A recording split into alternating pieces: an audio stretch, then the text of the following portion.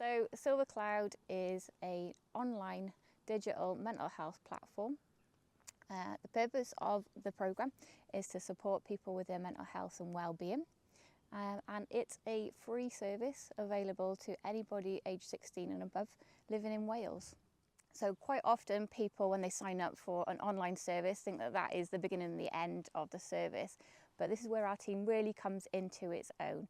As a guided self-help service, we have a team of supporters there and available to support you through the platform. And they will give you feedback at 2-week intervals on the work that you've been doing. They will be offering support, direction and motivation to really help you get the most from the programme. The programmes are based on CBT interventions, so cognitive behavioural interventions. That really helps to build people's understanding of their emotions, and in doing so helps them to bring about changes that's going to impact again positively on their health and well-being. We're really keen to link in with Time to Talk Day. It's the nation's biggest conversation starter about our mental health, and really encouraging people to start having those conversations with loved ones or whoever's able to offer that support to them. We appreciate that it can feel difficult to open up to your GP or another professional about your mental health, because it can be something that's really personal to you.